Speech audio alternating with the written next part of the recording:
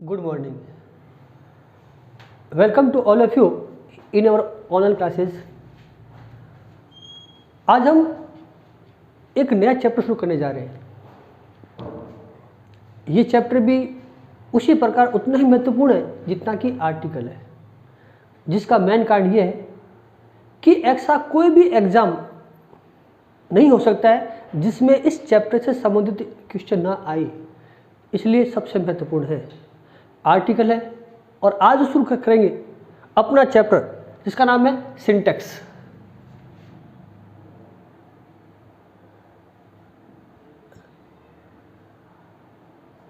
तो इनसे related question exam में आने ही हैं, इनके बगैर एग्जाम हो ही नहीं सकता। एग्जाम के पेपर का लेवल चाहे सेकेंडरी हो, चाहे हाई सेकेंडरी, चाहे ग्रेजुएशन या पोस्ट ग्रेजुएशन, कोई भी एग्ज़ाम है। अभी हाल ही में जो एग्ज़ाम की जो वैकेंसी आई है, हाई कोर्ट एलडीसी है, रीट है, पटवार है, एसएससी का कोई भी एग्ज़ाम है, बैंक के एग्ज़ाम है, आर्मी के एग्ज़ाम है, कोई भी एग्ज़ाम होगा इससे रिलेटेड क्वेश्चन आएंगे ही, इसलिए सबसे महत्वपूर्ण, सबसे इम्पोर्टेंट। दूसरी बात कि हम जो भी चैप्टर पढ़ेंगे आगे, वो चाहे टेंस है, चाहे एक्टिव पैसिव है, डायरेक्ट इनडायरेक्ट है, या कोई भी क्वेश्चन है, उसमें भी इस चैप्टर का योगदान होगा, इसलिए महत्वपूर्ण है। तो आज हम शुरू कर रहे हैं सिंटैक्स। और मैंने पहले भी कहा है कि कोई भी चैप्टर जब शुरू करते हैं, हम उस चैप्टर में जब एंटर करते हैं उसका करते हैं इंट्रोड्यूस, तो सबसे महत्वपूर्ण है, क्योंकि उस चैप्टर से संबंधित हम क्या सीखने वाले हैं, क्या उसका बेस है, कहाँ इसका काम आएगा, वही इससे मालूम चलेगा। तो let's start syntax. First question, what is syntax? Syntax है क्या? अगर मैं कहूँ सरल शब्दों में तो होगा सेंटेंस स्ट्रक्चर, वाक्य संरचना, वाक्य विन्यास। तो अपन बात करते हैं इसको कि सेंटेंस को कहें सरल शब्दों में तो क्या होगा?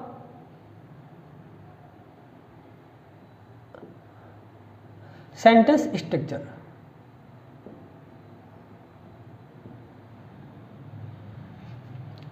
और कहें हिंदी में वाक्य विन्यास, वाक्य संरचना, सेंटेंस पैटर्न। कि कोई भाषा हो, वो चाहे हिंदी है, चाहे इंग्लिश है, चाहे संस्कृत है, कोई अन्य है, हम उसमें जो वाक्य लिखेंगे तो उसका एक डेफिनेट, उसका एक निश्चित सेंटेंस स्ट्रक्चर होगा, सेंटेंस का पैटर्न होगा, हमें उसको फॉलो करना पड़ेगा। अगर नहीं करते तो हो सकता है कि इस वाक्य का अर्थ निकल जाए, लेकिन ग्रामेटिकली, अब मैं बार बार कहूँगा, ग्रामेटिकली वो गलत होगा।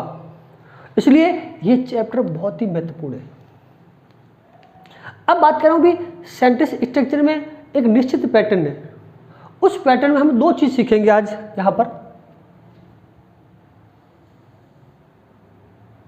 इस चैप्टर में हमें दो चीज सीखने को मिलेगी या सीखनी है, लेकिन हम एक सीखेंगे। एक का नाम है कनकर्ड और दूसरे का नाम है ऑर्डर। अब हम धीरे आगे बढ़ रहे हैं अपने चैप्टर की ओर।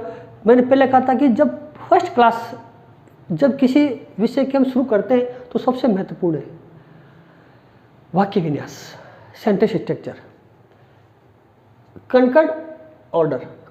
इसका अर्थ है सामंजस्य।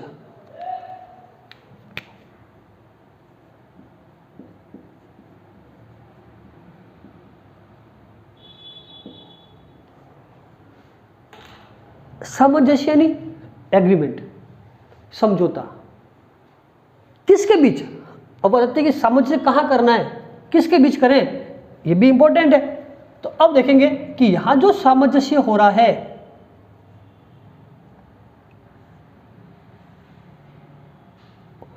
वो होगा दो शब्दों के बीच।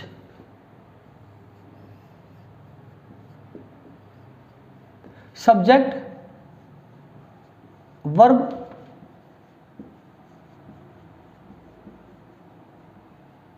एग्रीमेंट। मैंने कहा है कि हर भाषा का एक सेंटेंस पैटर्न है, उस सेंटेंस पैटर्न के तहत ही हमें उस वाक्य को लिखना पड़ेगा, अन्यथा गलत हो जाएगा। उसमें दो चीज इंपॉर्टेंट है, एक कनकर्ड, कि सामंजस्य सब्जेक्ट और वर्ब का एग्रीमेंट होना चाहिए और दूसरा उसका प्रॉपर ऑर्डर होना चाहिए। मैं एक वाक्य बोल रहा हूँ और लिख भी रहा हूँ, वो वाक्य आप देखें और समझें। अगर मैं ये कहता हूँ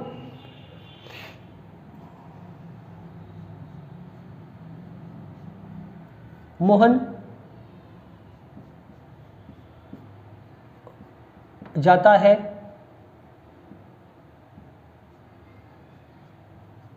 बाजार,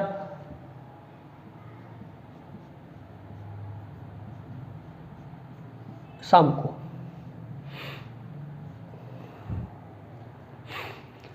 मोहन जाता है बाजार शाम को, ये हिंदी का वाक्य लिखा मैंने समझने के लिए। ये वाक्य का अर्थ तो निकल रहा है कि लड़का मोहन है जो जा रहा है बाजार और जाता है शाम को है, सही है। लेकिन अगर बात करूं मैं ग्रामेटिकली, ये वाक्य गलत होगा। शब्दों का समूह है लेकिन सही अर्थ नहीं है, क्योंकि वो प्रॉपर ऑर्डर में नहीं है। वाक्य बनता मोहन शाम को बाजार जाता है, तो सही होता। इट मीन्स ये ऑर्डर सही होना चाहिए, लेकिन नहीं है, इट मीन्स गलत है। अगर मैं ऐसे कहता हूं उसको वाक्य में मोहन, फिर मैं कह दूं शाम को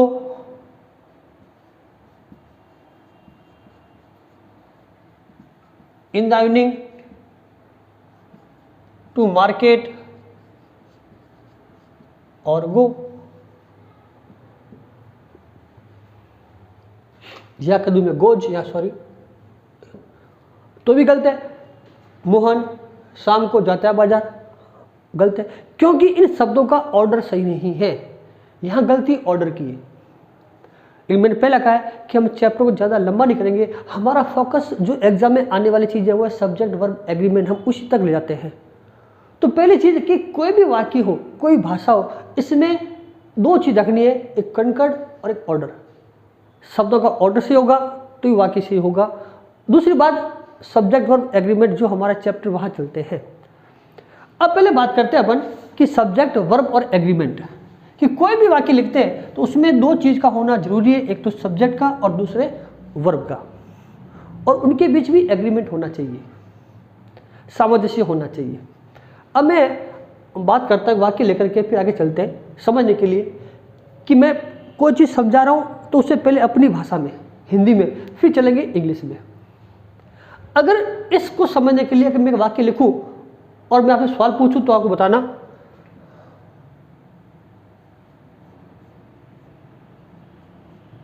मोहन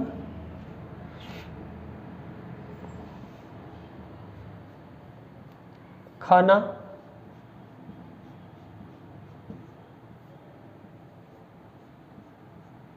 खाती है। यहां शब्दों का ऑर्डर सही है, हम सब बात नहीं कर रहे। अब बात करें केवल कनकड़ पर या सब्जेक्ट वर्ब एग्रीमेंट पर। अब पहली बात कि मोहन खाना खाती है, क्या वाक्य सही है? तो शायद कुछ लड़के हंस रहे होंगे कि सर ने ये क्या लिख दिया है, मैंने वाक्य गलत लिखा है। यही हमारा चैप्टर है। इट मीन्स ये हंसने का तात्पर्य हुआ कि वाक्य गलत था। हंसे क्यों, गलती क्या की हमने, अब उस पर बात करते अपन। यहां जो है मोहन, ये जो शब्द है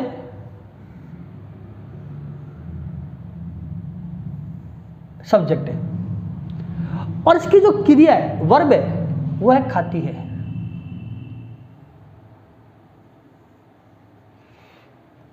दो बातें। तो गलती क्यों हुआ, सब्जेक्ट भी है वर्ब भी है, गलती क्या है? हिंदी में जब हम गलती निकालेंगे तो हम क्या देखेंगे कि इस मोहन का जो नंबर है और इसका देखना है जेंडर, हिंदी में देख रहे हैं। उसी प्रकार इस वर्ब का भी देखेंगे, नंबर और देखेंगे जेंडर। दोनों देखना पड़ेगा हमें। क्या देखना है कि पहले नंबर देखना है दोनों का और फिर दोनों का जेंडर देखना है। अब यहां पर नंबर और जेंडर की, नंबर यानी वचन दो प्रकार के होते हैं, सिंगुलर और प्लूरल, एक वचन बहुवचन। और जेंडर जो है वो स्त्रीलिंग, पुल्लिंग, नपुंसकलिंग होते हैं। इस बार इंग्लिश में भी मैस्कुलाइन, फेमिनाइन, न्यूट्रल होते हैं। हमें रखना है मैस्कुलाइन और फेमिनाइन। अब क्या भी मोहन कौन, एक वचन या बहुवचन? उत्तर आएगा भी कि मोहन जो है वो है सिंगुलर। जेंडर कौन सा मोहन का? तो जगह मैस्कुलाइन यानी पुल्लिंग। अब बात समझना, हमारा चैप्टर इसी पर आधारित है, इसी बात पर। और मैंने पहले कहा कि हमारी भाषा हिंदी है तो हम उसको हिंदी के माध्यम से समझ रहे हैं। ये वाकई गलत था, जबकि इसका शब्दों का ऑर्डर सही है। अब बात थी कि गलत क्यों था कि सामंजस्य नहीं है किसमें, सब्जेक्ट और वर्ब में। मोहन सब्जेक्ट है और खाती जो है वर्ब है। अब बात कर दूं मैं, मोहन कौन? तो मोहन सब्जेक्ट और खाती जो है हो गया वर्ब। इनमें सामंजस्य नहीं हुआ। जब नहीं हुआ और बोला तो लोग हंसे या गलत हो गया। अब देखा क्या, मोहन का देखा नंबर, मोहन का देखा जेंडर। अब फिर आगे चले कि खाती कौन है, तो खाती का देखा नंबर, तो वही सिंगुलर है। लेकिन जब जेंडर देखा खाती है, मोहन खाती नहीं, मोहन खाता है। समझना, मोहन खाती नहीं, मोहन खाना खाता है। इट मीन्स ये जो था खाती, ये किसके लिए है? फेमिनाइन के लिए। किसके लिए? फेमिनाइन के लिए। अब हम देखेंगे, मैच करेंगे कि क्या क्या मिला क्या नहीं मिला। इसका दोनों में नंबर क्या मिले, एस और एस, इट मीन्स इसको मिलाएं।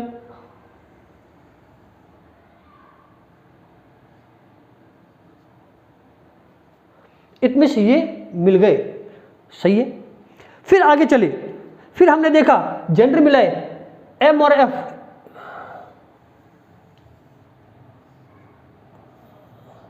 क्या मिला? उत्तर का नहीं मिला कि यहां पर तो दोनों एस और एस है, लेकिन यहां जो था बात एम और एफ हो गए, एम एम नहीं हुआ। इट मीन्स ये गलत हो गया, इसलिए वाक्य गलत हो गया। इट मीन्स ये गलत था। कौन सा? जेंडर। यहां भी एम होना चाहिए था। अगर होता खाता है तो ये कौन था? जेंडर होता मैस्कुलाइन, तो एम और एम मिल जाता। बात समझना है, क्या होता है यहां पर? खाता है। अगर मैं बता मोहन खाना,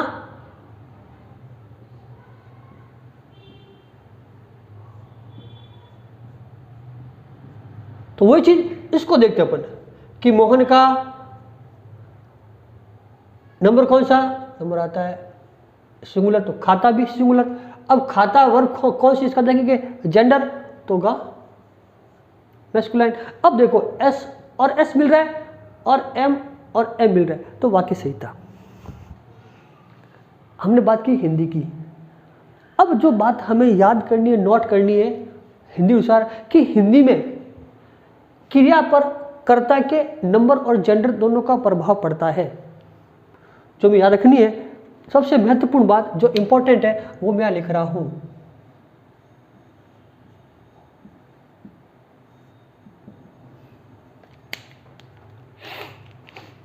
क्या लिख रहा हूं?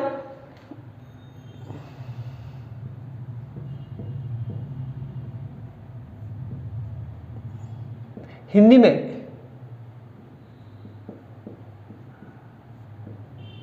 क्रिया पर कर्ता के नंबर व जेंडर दोनों का प्रभाव पड़ता है।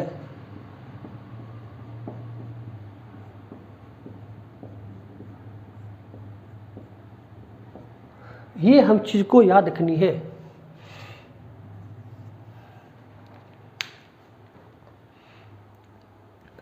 कि हिंदी में जब वाक्य लिखेंगे तो उसमें जो क्रिया आएगी, जो वर्ब आएगी, वो कर्ता के वचन यानी एक वचन बहुवचन और जो जेंडर है स्त्रीलिंग पुल्लिंग उनसे मैच करनी चाहिए, उसके साथ एग्रीमेंट होना चाहिए, तो सही है। ये हमारे बात इंग्लिश में है कि इंग्लिश में भी जब वर्ब लिखेंगे तो वो कर्ता के अनुसार होनी चाहिए। अब हम आ रहे हैं अपने इंग्लिश सब्जेक्ट पे, लेकिन इंग्लिश में क्या फ़र्क है? इंग्लिश में देखना हमें ये है समझने के लिए, मैं यहाँ पर 2 वाक्य लिख रहा हूँ और 2 लिख रहा हूँ मैं इंग्लिश में, और हमें समझना है।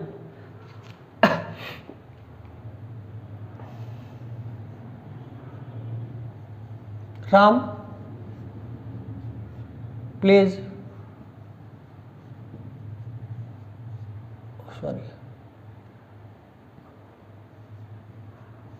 फुटबॉल। अब इसी प्रकार हमें समझना इसको भी है। एक मैंने वाक्य यहां पर,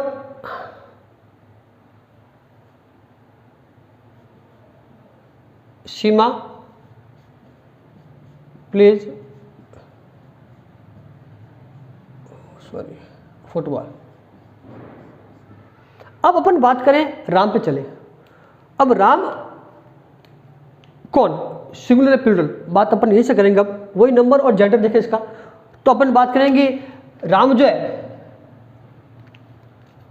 वो यहां पर अगर उसका देखें नंबर, तो राम का जो नंबर है वो है नंबर 1 पे सिंगुलर है। और देखें जेंडर, तो जेंडर कौन है, मैस्कुलाइन है। अब यहां जो वर्ब आएगी इसके बाद आएगी, जस्ट कर्ता के बाद। प्लेज जो है ये भी कौन है, सिंगुलर है। केवल यही देखना है, ये जो बात थी, सॉरी इसको अपने इधर कर देते हैं, और यहां पर डैश, यहां भी देखेंगे अपन, चलते हैं एक बार। सीमा, सीमा कौन, वही देखना नंबर है पहले, तो सीमा का जो नंबर है वो है सिंगुलर। जेंडर का कौन सा, कि फेमिनाइन। और फिर बात चली कि प्लेज, इसको भी देखें तो वही बात आई वापस की, सिंगुलर, और ये स्थान खाली है। अब खाली मतलब इंग्लिश में जो है राम प्लेज सीमा प्लेज दोनों सही है। हमने लिखा है कि हिंदी में क्रिया पर कर्ता के नंबर व जेंडर दोनों का प्रभाव पड़ता है, लेकिन इंग्लिश के अंदर जो हम बात कर रहे हैं, इंग्लिश में जो जेंडर का है वो कोई प्रभाव नहीं है। क्या देखना है, जेंडर इंपॉर्टेंट नहीं है, क्योंकि हमारे भारत में हम कहीं जाते हैं तो कहते क्या है, 2 लाइन बनाए, एक जेंट्स की एक लेडीज की, बॉयज की गर्ल्स की।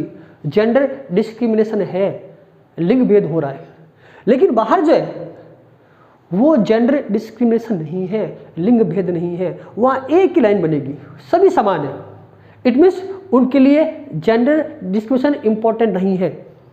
इट मीन्स वो जेंडर को महत्व नहीं दे रहे हैं। इट मीन्स हमको इसे महत्व नहीं देना है, ये मैच नहीं करवाना है, ये मैच नहीं करवाना है, केवल सिंगुलर और प्लूरल। अब यहाँ भी राम प्लेज सीमा प्लेज।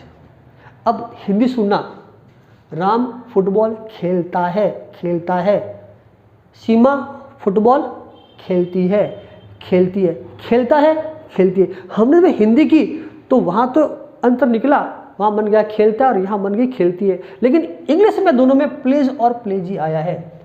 अब सेकंड बात मैं लिखा हूँ इंपॉर्टेंट, जो यहाँ पर आएगी, उससे पहले इसका स्क्रीनशॉट ले लें समझने के लिए, फिर आगे बढ़ते हैं।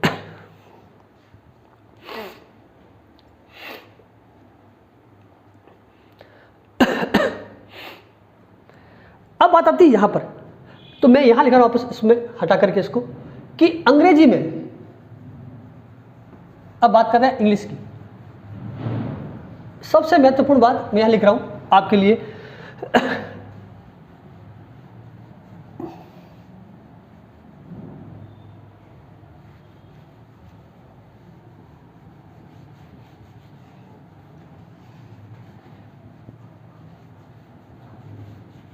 कि अब इंग्लिश में बात करें अपन सब्जेक्ट वर्ब एग्रीमेंट की, तो क्या देखना हमको, इस चैप्टर की सबसे मेन और मूल्य बात जो अब लिखने जा रहा हूं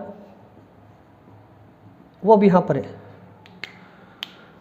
वो है क्या, तो सुनना, सॉरी, कि verb must agree with its subject in number and person.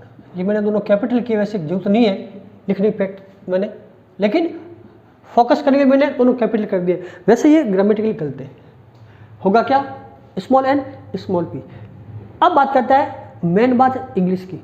Hindi में क्रिया पर कर्ता के नंबर और जेंडर दोनों का पूरा पड़ता है, लेकिन इंग्लिश में जो क्रिया है वो केवल और केवल सब्जेक्ट के नंबर और पर्सन के अनुसार ही प्रभावित होगी।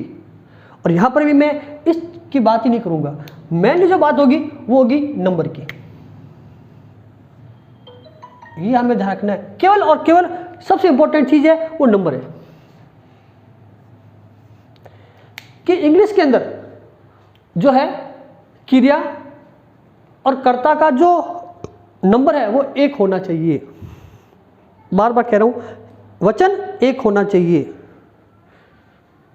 अगर वचन एक है तो वाक्य सही है। अब वही चीज नंबर के दो प्रकार हैं, एक वचन बहुवचन आते होंगे, सिंगुलर प्लूरल। वर्ब भी सिंगुलर और प्लूरल होती है। अब बात आती है, इसी पर हमारा चैप्टर चलेगा, सब्जेक्ट वर्ब एग्रीमेंट। अब वर्ब अगर singular, sorry subject singular, verb भी सिंगुलर, सब्जेक्ट प्लूरल, वर्ब भी प्लूरल। अब बात आती है कि सब्जेक्ट सिंगुलर कौन कौन से और वर्ब सिंगुलर कौन सी है, सब्जेक्ट प्लूरल कौन से, वर्ब प्लूरल कौन सी है। हम पहले उस पर बात कर लेते हैं। इसका स्क्रीनशॉट ले, फिर आगे चलता हूं दिखाने के लिए, स्पॉट थोड़ा कम पड़ जाएगा।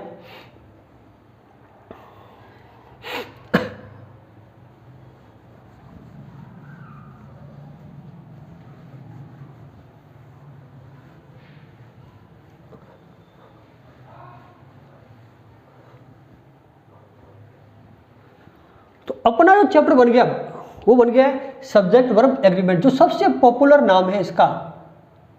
क्या नाम है चैप्टर का? सब्जेक्ट वर्ब एग्रीमेंट, ये इसका सबसे पॉपुलर नाम है। कर्ता क्रिया के साथ सामंजस्य, जब सामंजस्य है तो वाक्य सही है, वरना गलत है। हमने हिंदी बात की थी, अब हिंदी की नहीं बल्कि इंग्लिश की बात करेंगे। और हमने सीख लिया है कि इंग्लिश के अंदर जो है वर्ब कर्ता के अनुसार आएगी, कर्ता के नंबर के अनुसार। अगर कर्ता सिंगुलर है तो वर्ब भी सिंगुलर, और कर्ता अगर है प्लूरल तो वर्ब भी होगी प्लूरल। अब बात करते हैं सब्जेक्ट कौन से सिंगुलर है और कौन से प्लूरल है, और वर्ब कौन से सिंगुलर और कौन सी प्लूरल है।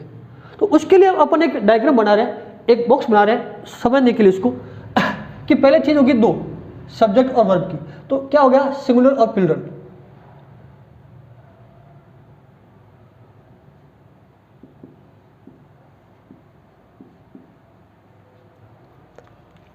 क्या है, सब्जेक्ट और प्लूरल।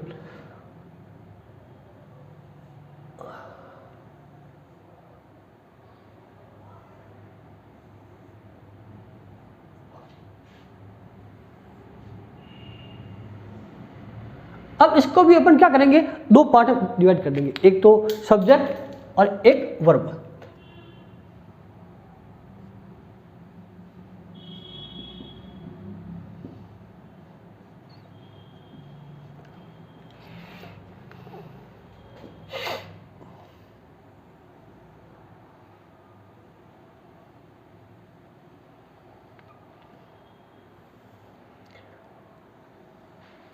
किसी भी चैप्टर को समझने के लिए महत्वपूर्ण है उसको समझाने का तरीका, उसका प्रेजेंटेशन। हम ये जो चैप्टर पढ़ेंगे बहुत ही इजी कंसेप्ट है, लेकिन हर चीज़ को समझाने के लिए, कोई कंसेप्ट हो, कोई भी फैक्ट हो, उसका एक तरीका है। हम इस चैप्टर को मैं जो समझाऊंगा, अब आप और भी वीडियो देखना, सभी चीज़ आपको कोई ना कोई जानकारी देंगे, तो जानकारी मैं आपको देने वाला हूँ। लेकिन जो आपको डिफरेंस मिलेगा, जो अंतर मिलेगा, वो होगा समझाने का तरीका, उसका प्रेजेंटेशन, उस कंटेंट को किस प्रकार बताएं, किस प्रकार प्रेजेंट करें विथ डायग्राम, विथ पिक्चर, कि वो चीज़ हमारे माइंड में सेट हो जाए। वर्चुअल चीज़ होगी, दिखाऊंगा आपको मैं, कुछ प्रेजेंट करके, उसको अच्छे ढंग से लिख करके, उसको अच्छे ढंग से प्रेजेंट करके, ताकि चीज़ आसान हो जाए। तरीका वही है, नींव वही है, केवल कैसे कर रहा हूँ प्रेजेंट, वो इंपॉर्टेंट होगा। अब यहाँ पर सिंगुलर सब्जेक्ट और प्लूरल सब्जेक्ट, बार बार कह रहा हूँ। अब यहाँ इसको देखते हैं।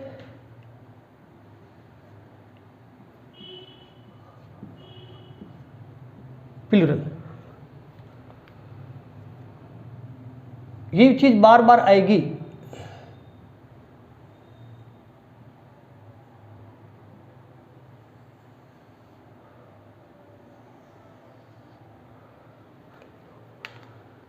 अब प्लूरल भी कौन से, सब्जेक्ट भी और वर्ब भी होगी।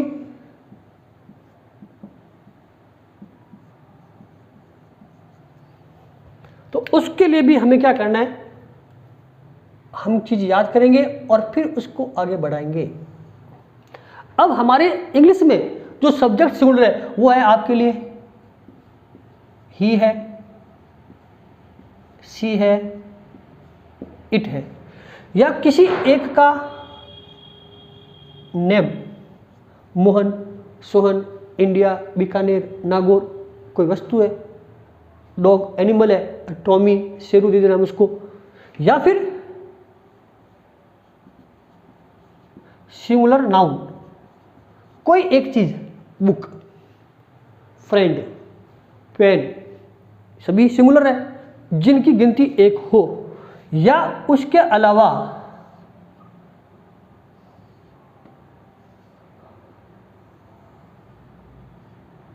होगा क्वांटिटी, मात्रा। ये एक basic, sugar, milk, time, knowledge, ये सभी क्वांटिटी है, ये सिंगुलर रहेगी। अगर ही, सी, इट, ये सभी नाउन, नेम कोई एक सिंगुलर नाउन, नेम लिखा है बुक, फ्रेंड, पेन, फैन, हो सकते हैं वो सभी सिंगुलर, और क्वांटिटी भी। अगर हमारा सब्जेक्ट सिंगुलर है, अगर इनमें से तो इनकी वर्ब भी सिंगुलर होगी। और वर्ब सिंगुलर कौन कौन सी, तो वो हमें याद रखनी है।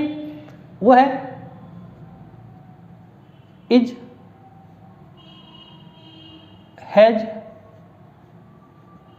डज, वॉज, वर्ब के साथ एस या ईएस।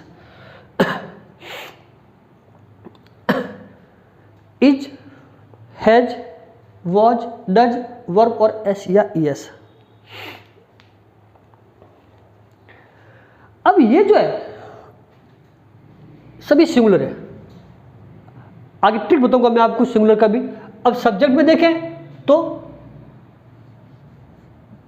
वी, यू, दे। फिर प्लूरल नाउन, बहुवचन संज्ञाएं,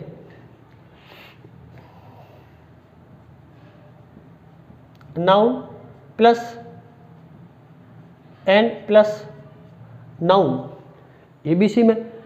और इसके अलावा एक और आई, इसके हम अलग से भी बात करेंगे।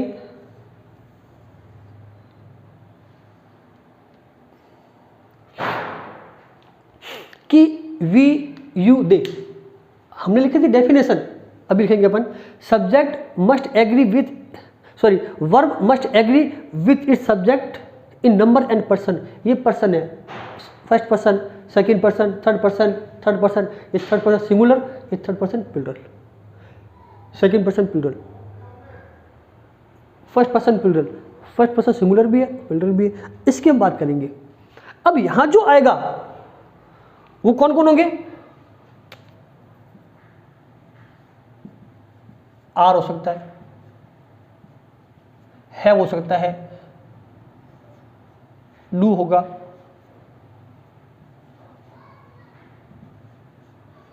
मेन वर्ब होगी, वर होगा। ये हमें याद रखना है कि यहां जो होगा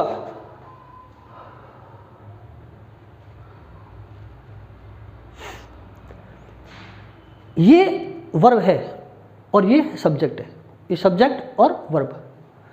अब हमें ट्रिक देखना है कि वर्ब अगर सिंगुलर है तो उन सब के अंत में देखना क्या आ रहा है, एस आएगा। जिस वर्ब के साथ में एस है वो सिंगुलर है। या तो मैं देखना है ही सी इट, नाम सिंगुलर नाउन और क्वांटिटी, यहां भी वी यू दे, अब क्या है प्लूरल नाउन, वहां था singular, book books, boy boys, pen pens, S जुड़ जाएगा। या फिर नाम नाउन नाम हो सकता है, नाउन हो सकता है, जैसे राम सिंगुलर है, राम एंड श्याम, वो हो गया प्लूरल, एक से दो हो गए। अब बात आती है आई की, तो आई के साथ हमारे पास एक शब्द और जुड़ेगा, वो होगा एम। ये केवल इसके लिए है, इसकी कहानी अलग ही है आई की। तो इसका भी स्क्रीनशॉट लें कि हमारा चैप्टर इसी पे चलेगा कि सब्जेक्ट और वर्ब। सब्जेक्ट जब हो सिंगुलर तो वर्ब भी होगी सिंगुलर, जब सब्जेक्ट हो प्लूरल वर्ब भी होगी प्लूरल। हमारे चैप्टर इसी पर चलने वाला है, इसी के इर्द गिर्द घूमेगा। तो इसका स्क्रीनशॉट लें, फिर अपन आगे बढ़ते।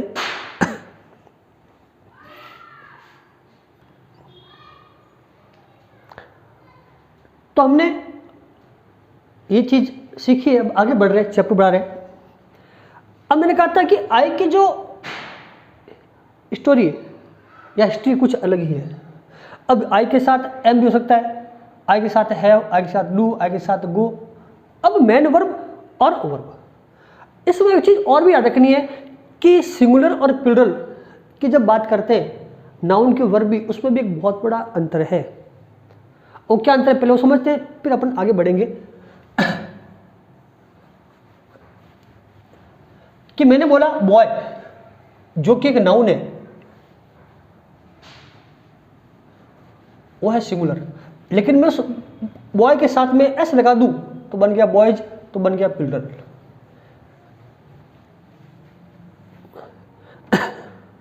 समझने के लिए कि नाउन को समझते पहले अपन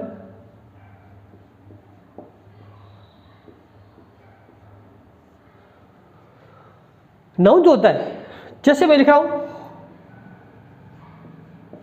बॉय,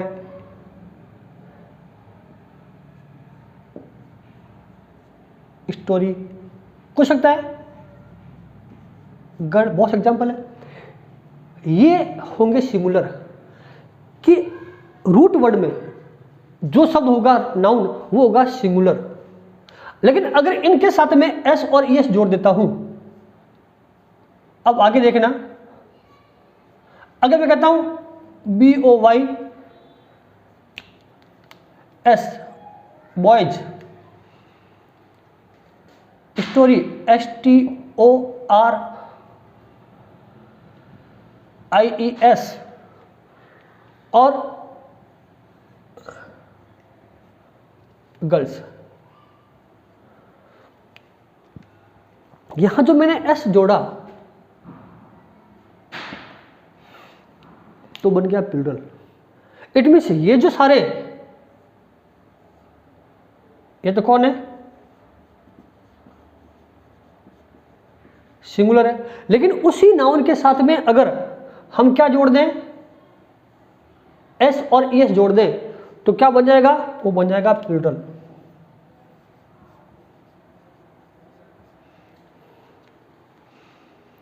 इट मीन्स कह सकते हैं कि ऐसा कोई भी नाउन जिसके साथ में S E S I S V S आता है तो वो कौन होगा नाउन, वो नाउन होगा प्लूरल नाउन।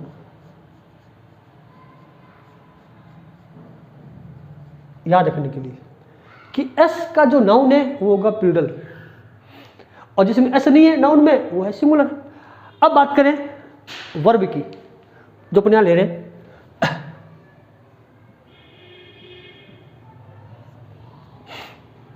जैसे बात करते हैं अपन रीड, गो, राइट, और भी हो सकती है। रीड, गो और राइट, ये जो वर्ब है मेन वर्ब हमेशा सिंगुलर होती है। ये सभी जो है मेन वर्ब हमेशा होती है अपोजिट। ये सारी कौन है? ये सारी की सारी प्लूरल है। लेकिन अब इसमें जब एस जोड़ेंगे, क्या जोड़ेंगे? एस, रीड्स, गोज, राइट्स, तो बन जाएगी वो सिंगुलर। तो कैसा होगा?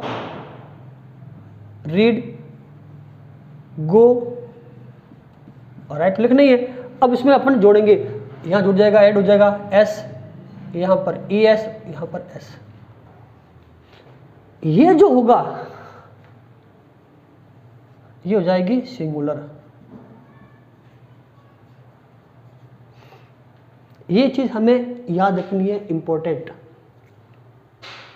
कि जब वर्ब में एस और ई एस जुड़ेगा वो सिंगुलर बनेगी, और जब नाउन में एस और एस जुड़ेगा तो वो प्लूरल बनेगा। क्योंकि हमारे वहां आएगा singular verb, it means read नहीं है, एस है, रीड्स। जहां पर एस वो सिंगुलर, और जहां पर नाउन में एस वो प्लूरल। ये चीज भी हमको याद रहेगी, आगे बहुत काम आने वाली है। तो बेसिक क्या कहता है कि किसी भी नाउन के साथ जब एस और एस जोड़ते हैं तो बनेगा प्लूरल, इट मीन्स वो था सिंगुलर। इसी प्रकार वर्ब में जब एस और एस जोड़ते हैं तो बनेगा वो सिंगुलर, इट मीन्स वो थी प्लूरल। इसलिए जब भी सब्जेक्ट हो सिंगुलर तो उस वर्ब के साथ हमें एस और एस लगानी पड़ेगी। Main verb read, S E S singular. Main verb go यानी plural, goes singular. Main verb write यानी प्लूरल, राइट्स सिंगुलर। ये हमें याद रखनी है। अब हम अपने चैप्टर को शुरू कर रहे हैं। यहाँ तक तो बात ये थी कि हमारे इस सब्जेक्ट में सिंटैक्स में, वाक्य संरचना में हम जब बात करेंगे तो शब्दों का क्रम सही होना चाहिए। हम उस पर भी बात नहीं करें, ऑर्डर। यहाँ बात करें कि उससे भी महत्वपूर्ण है कि वो जब शब्द एक सही क्रम में हो, सही ऑर्डर में हो, तो उसमें सब्जेक्ट और वर्ब का भी एग्रीमेंट होना चाहिए, यानी कनकर्ड, सामंजस्य होना चाहिए। अगर हमारा सब्जेक्ट सिंगुलर है तो वर्ब भी आएगी सिंगुलर, और सब्जेक्ट है प्लूरल तो वर्ब भी आएगी प्लूरल। यही हमारा चैप्टर है। इसका स्क्रीनशॉट लें, फिर अपन आगे बढ़ रहे हैं।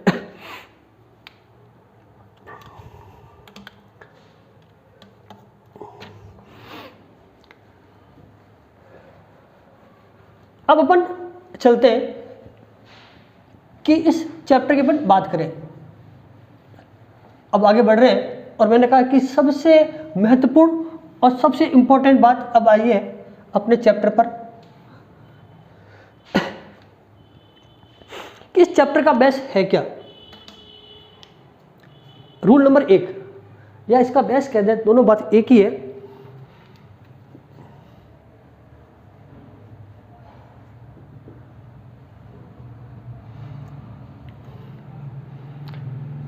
बेस कहता है subject singular, verb singular, subject plural, verb plural.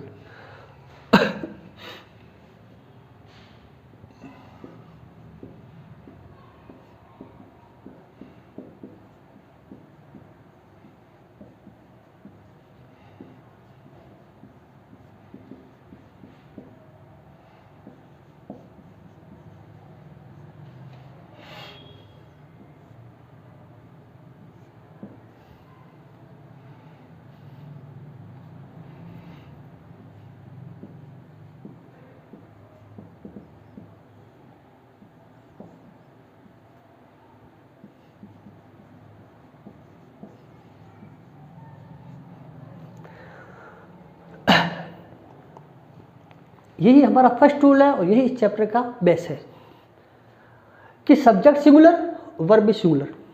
Subject plural, verb भी प्लूरल।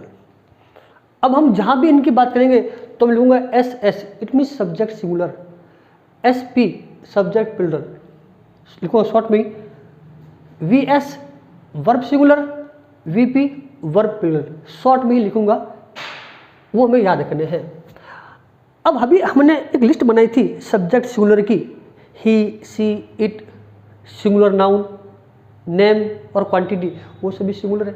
तो उनके साथ जो वर्ब आएगी उसकी लिस्ट थी, इज, हैज, डज, वर्ब के साथ एस ए एस, वॉज लग जाएगी।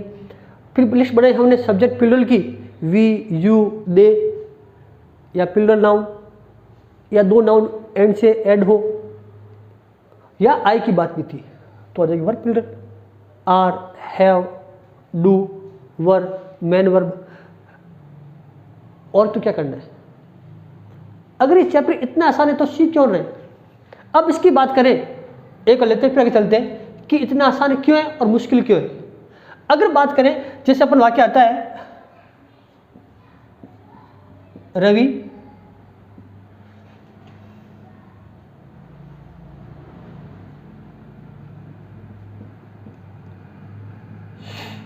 क्या समझ ले रहे हैं,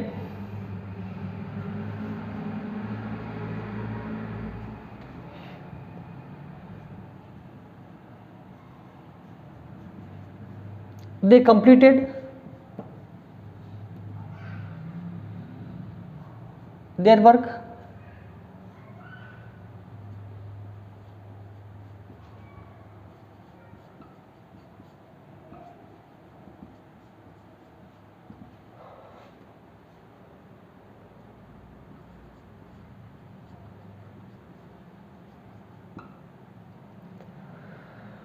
there are so many words, there are so many sentences, with the help of them we can verify these rules. Ravi a good student, अब वो कैसे करेगा, अब हमें देखना है, यहाँ लगाएं इज, आर या एम, या लगाएं हैज या हैव, यहाँ लगाएं डू या डज, यहाँ लगाएं इज, आर।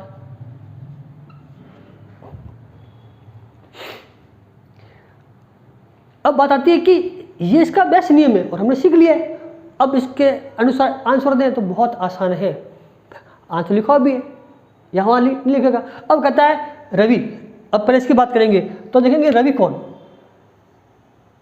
सब्जेक्ट है सिंगुलर, क्योंकि हमें उसका जेंडर देखना ही नहीं है, क्योंकि इस इंग्लिश में जेंडर का डिफरेंस होता ही नहीं है। अब सब्जेक्ट अगर सिंगुलर है तो वर्ब क्यों से आएगी सिंगुलर, और उसका पता लगाने के लिए ट्रिक था, ऐसी कोई भी वर्ब जिसके साथ में एस हो वो सिंगुलर है, एस आ रहा है it mean singular, it mean यहाँ पर इज हो जाएगा। अब देखो इज से मिल गया, इट मीन सही है। अब देखा दे कौन है, वो प्लूरल है। अब यहाँ कौन है प्लूरल, तो देखो इसमें आ रहा है एस, ये तो सिंगुलर है, तो जो पीछे बच गई वो है, या हमने याद किया था वो याद कर लेंगे, ये वाक्य बन गया, बिल्कुल इजी चैप्टर है। आई जो है वो प्लूरल है, सीखा हुआ है तो इसको प्लूरल मान लिया हमने।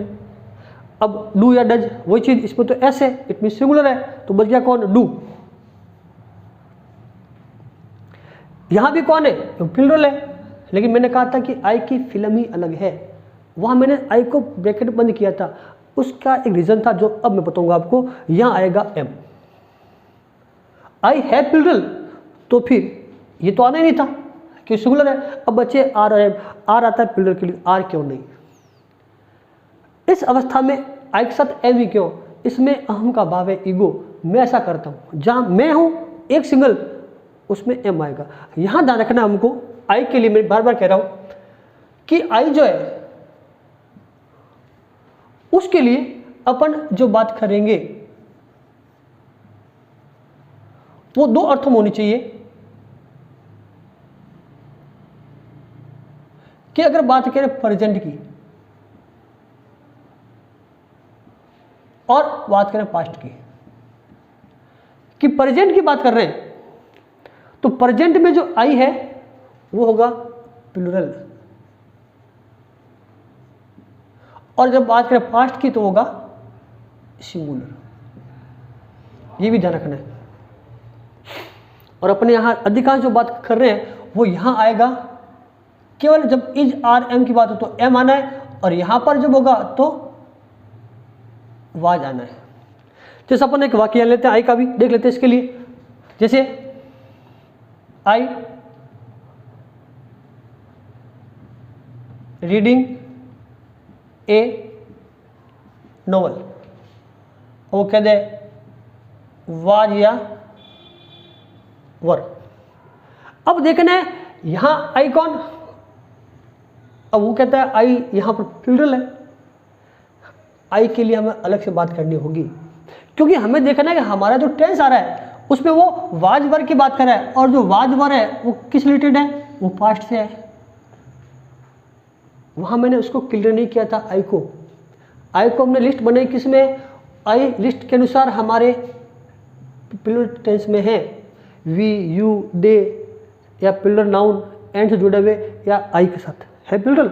लेकिन हमने अलग से उसको याद करना है कि आई जो होगा वो पास्ट में होगा सिंगुलर और प्रेजेंट में होगा प्लूरल, और जब आएगी इज आर एम तो एम आएगा, वरना हैव डू से होगा।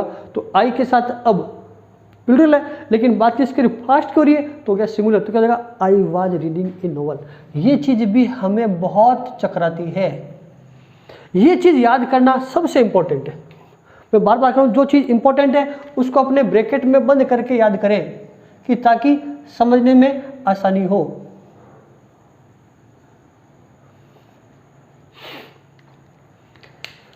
अब बात आती है कि सबसे बेस्ट नियम हमारा यही है, सब्जेक्ट सिंगुलर, जैसे रवि था तो वर्ब भी singular, they plural, have plural, यानी वर्ब भी प्लूरल। कि सर अगर वो क्यों लिस्ट याद करनी है हमें सिंगुलर और प्लूरल सब्जेक्ट और वर्ब की, तो फिर तो चैप्टर बहुत आसान है, तो वो तो याद करनी है, और चैप्टर आसान ही है, डिफिकल्ट है ही कहाँ। लेकिन कुछ बातें ऐसी है जो इसको डिफिकल्ट कर देती है, उन्हीं के कारण इस चैप्टर को सीखना जरूरी है। अब इतना आसान नहीं है इस चैप्टर को समझना। क्यों नहीं है, उसके मेन दो कारण हैं, वैसे तीन हो सकते हैं, लेकिन अपन दो मुख्य बात करेंगे। तो पहले इसका स्क्रीनशॉट ले, फिर अपन आगे बढ़ते हैं।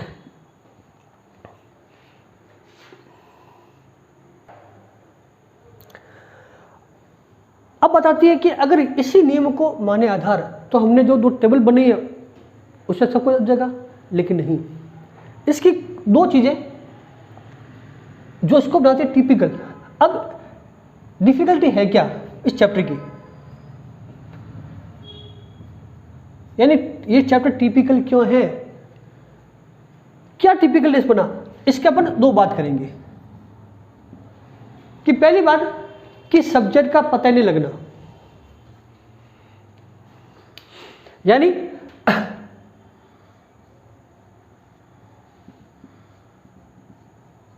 आइडेंटिफिकेशन ऑफ सब्जेक्ट, ये पता ही नहीं चलता कि करता कौन है। हमने जो लिखा है होगा तो उसी में से, फिर भी पता नहीं चलेगा। अब कुछ सकते ये कैसे हो सकता है, तो हम केवल एक एग्जाम्पल द्वारा इसको बात को समझने की कोशिश करेंगे कि पता कैसे नहीं चलेगा। अब देखना वाक्य, सॉरी एक मिनट चल नहीं रहा पेन,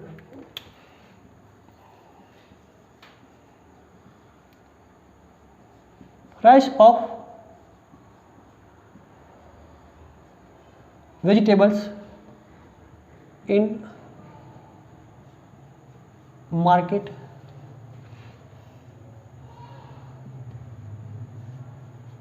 खालिस्तान गोइंग अप।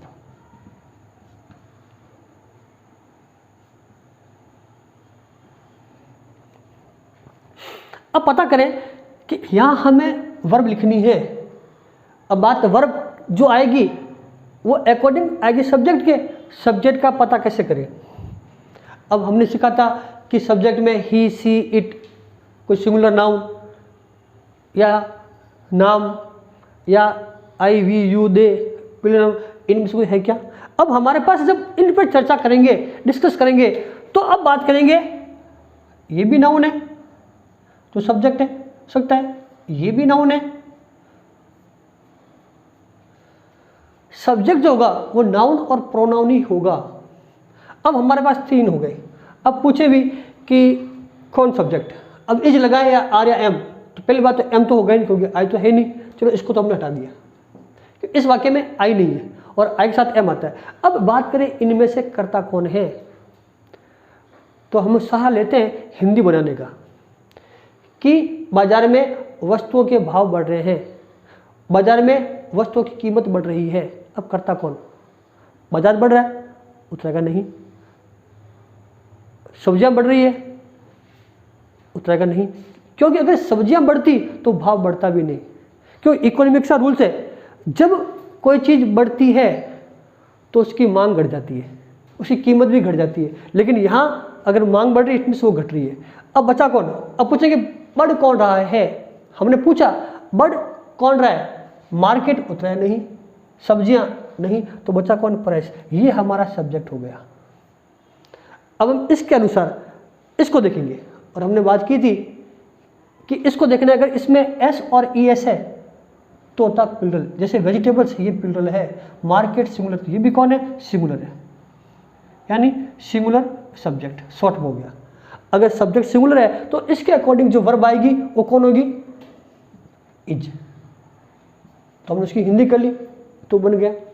लेकिन कई बार हिंदी करते तो हैं लेकिन फिर भी गलत हो जाता है, इसलिए टिपिकल है। इसका सेकंड पार्ट जो टिपिकल करता है उसे ध्यान देंगे सेंटेंस स्ट्रक्चर का।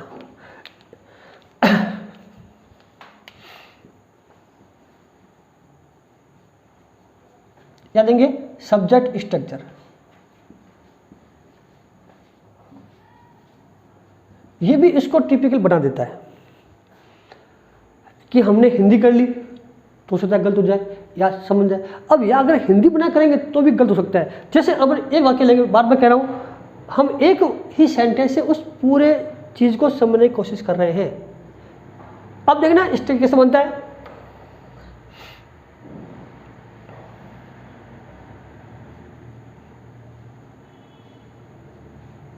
He as well as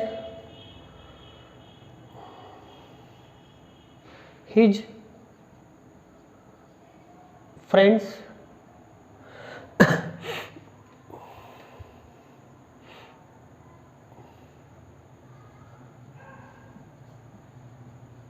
is not fond of playing hockey। अब यहां पर जो है वही इज, आर, एम या वाज वर हो सकता है। अब कहे he as well as his friends not fond of playing hockey, कि वह साथ ही साथ उसके दोस्त हॉकी खेलने के शौकीन नहीं है। कर्ता किसको माने। अब बात करें अगर बनाए हिंदी, जैसे यहाँ बने हमने कि क्या इसकी हिंदी कर लेंगे, तो वह साथ ही साथ उसके दोस्त हॉकी खेलने के शौकीन नहीं है, सिंगुलर प्लूरल। अगर इनको हम हिंदी बना के बनाएं तो इसका उत्तर आर ही आएगा, ये सुन लें, क्योंकि बहुत सारे बन गए, वह भी है और उसके दोस्त भी है। लेकिन अगर आर आता है तो उत्तर गलत होगा। हिंदी के अनुसार तो वो बन रहा है प्लूरल, लेकिन वो प्लूरल है नहीं। ये इसका देखना स्ट्रक्चर कि ऐसा कोई भी सेंटेंस जिसमें कुछ वर्ड से उनको जोड़ते हैं, as well as, along with या together with, more than, including, excluding, बहुत से वर्ड आगे बात करेंगे। तो ऐसी अवस्था में जो इसके पहले होगा उसके अकॉर्डिंग यहां पर वर्ब आएगी। ये कहता है सब्जेक्ट स्ट्रक्चर, वो हमें जानना होगा। कहा ना कि अगर इतनी सी बात होती कि subject singular verb singular, subject plural verb plural, तो हमें केवल वो टेबल याद करने से ही हमारे सारे के सारे आंसर आ जाते हैं। वो तो याद करनी है, लेकिन उसके बावजूद भी हमें कुछ चीज़ें याद करनी पड़ेगी और इस चैप्टर को बनाती है टिपिकल इंपॉर्टेंट। वो ये चीज़ें हैं कि सब्जेक्ट की पहचान नहीं कर पाएंगे अपन वाक्य में। हम कुछ वाक्य में हिंदी करेंगे तो उत्तर सही हो सकता है और कुछ में गलत भी हो सकता है।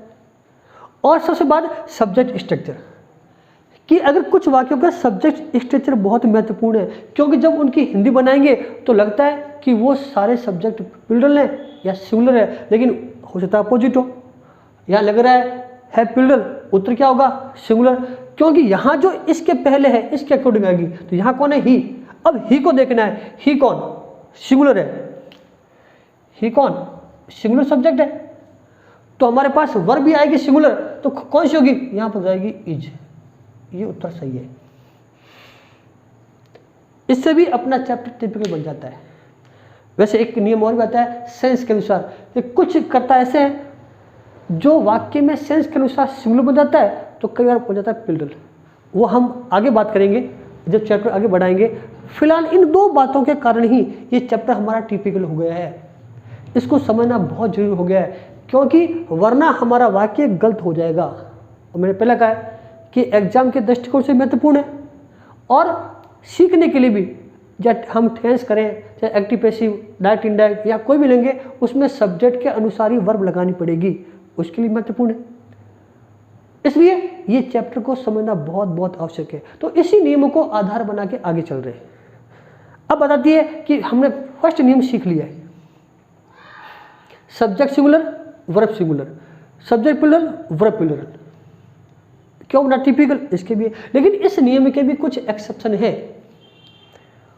हम आज केवल एक ही बात करेंगे, फिर आगे बढ़ते हैं। इसका भी स्क्रीनशॉट लें, फिर आगे बढ़े।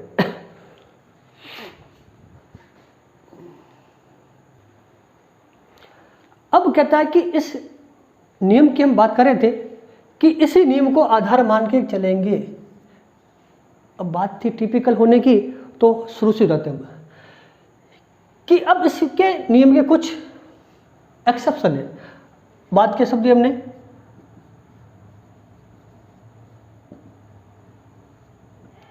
एक्सेप्शन यानी अपवाद, नाम सुना होगा आपने अपवाद, कि इंग्लिश में बहुत अपवाद है। वो अपवाद नहीं है, वो नियम कुछ हटकर है, अगेंस्ट द रूल, जो लीक से हटकर है, इसलिए उसका नाम दे दिया एक्सेप्शन। नियम कहता है कि subject singular verb singular, subject plural verb plural. लेकिन कुछ वाक्यों में चाहे सब्जेक्ट सिंगुलर हो चाहे सब्जेक्ट प्लूरल हो, वर्ब हमेशा प्लूरल ही आएगी। कौन सी आएगी, कुछ वाक्यों में। अब मैंने कहा ना कुछ अलग बात कर रहा हूं, और सबसे इंपॉर्टेंट है कि यहां जो एक्सेप्शन है वो चाहे किसी अवस्था में है, सब्जेक्ट सिंगुलर या सब्जेक्ट प्लूरल। तो अपन इसको मैंने कहा था समझूंगा डायग्राम के द्वारा। तो अब सबसे ज्यादा महत्वपूर्ण डायग्राम। अब क्या देखना है हमें, सब्जेक्ट सिंगुलर, ये पहला, सब्जेक्ट प्लूरल मैंने पहले कहा शॉर्ट में। लेकिन दोनों के साथ जो वर्ब आएगी वो वर्ब होगी प्लूरल। ये पहली बात याद रखनी है कि चाहे सब्जेक्ट सिंगुलर हो चाहे सब्जेक्ट प्लूरल हो, लेकिन वर्ब प्लूरल आनी है। तो इस नियम का अपवाद हो गया कि सब्जेक्ट जब होता है प्लूरल तो वर्ब प्लूरल आती है, सही था। लेकिन इसके साथ भी कैसे आ गई, हम इन पर आज केवल एक नियम लेंगे और आगे बढ़ेंगे। अब वो नियम जो है इंपॉर्टेंट भी है, इसको ब्रैकेट बना लें कि ये इस अपवाद की बात करेंगे। तो अपवाद मतलब कि जब वर्ब हमेशा प्लूरल ही आएगी, इसलिए अपवाद है। अब उसका जो हम नाम देंगे एक्सेप्शन का, उसको अपन देते पहले ए नेम। हम एग्जाम्पल लेंगे कि ऐसा कोई भी सेंटेंस, अब सुना सेंस के अनुसार, हमने भी बात की थी टिपिकल क्यों है कि उसकी हिंदी अर्थ से बनाएंगे या देंगे स्ट्रक्चर। यहां सेंस देखना पड़ेगा कि ऐसा कोई सेंटेंस जिसमें भाव आता है इमेजिनरी का या हाइपोथेटिकल कंडीशन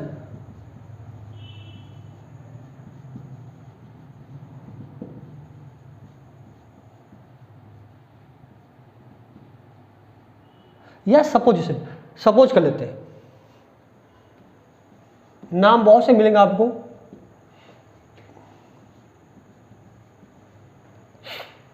ये जब वाक्य में हो, जब वाक्य में अर्थ निकले कि हम केवल कल्पना कर रहे हैं या उड़ान भर रहे हैं सपनों के अंदर, या हम मान रहे हैं, यानी कल्पना करना,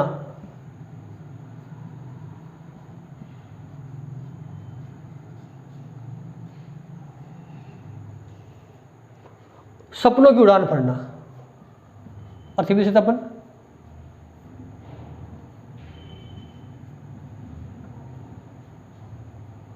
तो उन वाक्यों में सब्जेक्ट चाहे सिंगुलर हो चाहे प्लूरल हो, वर्ब प्लूरली आएगी। जैसे देखना वाक्य में, इफ आई, ये इंपॉर्टेंट वाक्य है और एग्जाम्पल ये समझाते हैं।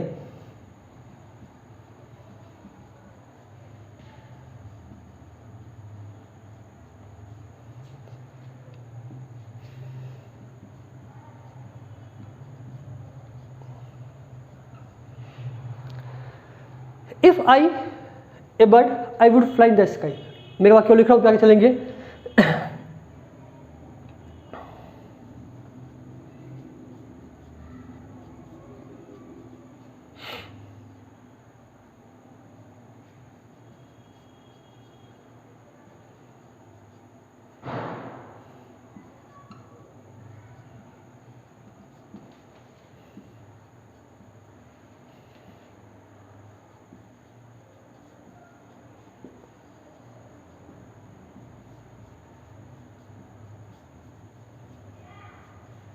केवल दो वाक्य ले रहे हैं समझने के लिए।